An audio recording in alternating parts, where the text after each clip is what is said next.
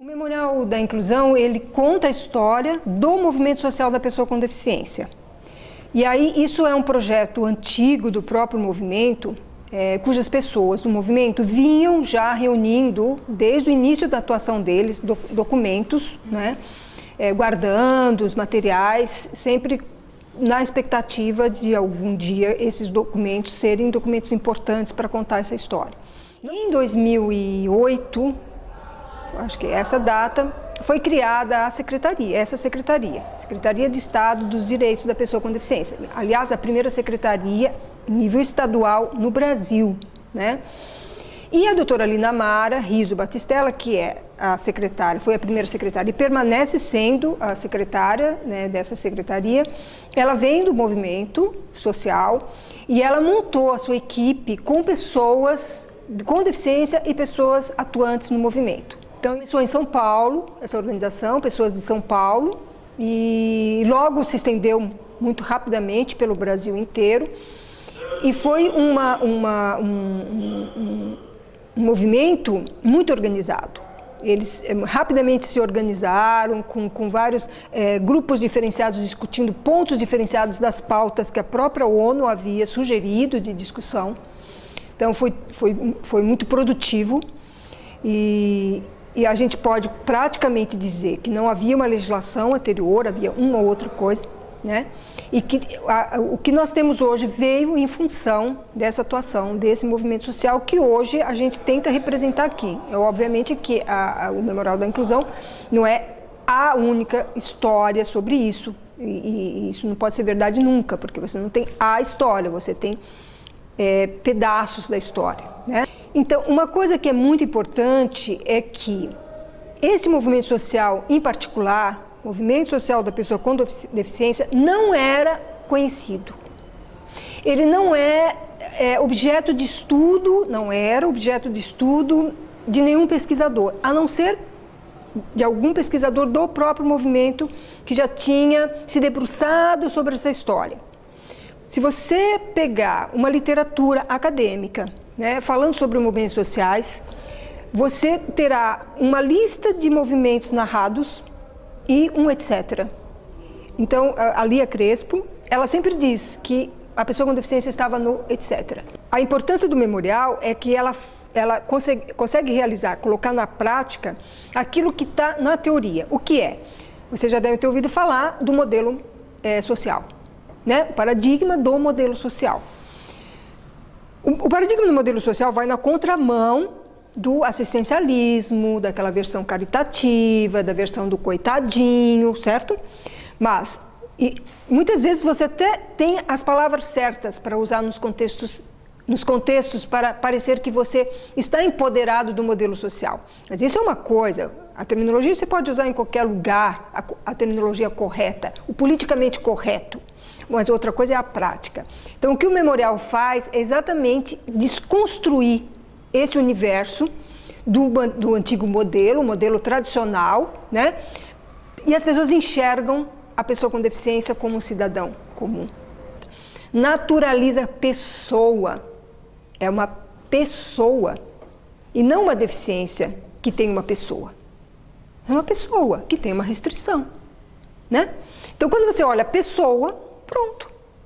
Mas as pessoas não olham a pessoa, elas olham a deficiência. E todos os estigmas que estão relacionados à ideia de deficiência.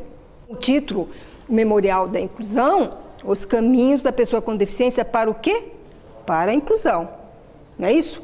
Então, a gente está falando dos caminhos da pessoa com deficiência para a inclusão, mas também estamos falando de todos os caminhos das várias minorias para a inclusão, porque você não pode falar só das pessoas com deficiência sem falar das outras minorias. Você não tem uma sociedade democrática se você não está falando das minorias como um todo. Então, aqui é um caminho para você falar sobre direitos humanos a partir das conquistas dessa minoria, pessoas com deficiência. Para o quê? Para uma sociedade inclusiva. Todo dia 3 de dezembro, o mundo inteiro comemora o Dia Internacional da Pessoa com Deficiência, que é 3 de dezembro. Então, existe uma orientação da ONU para essas comemorações. Até 2009, sempre, claro, existem milhares de comemorações, né?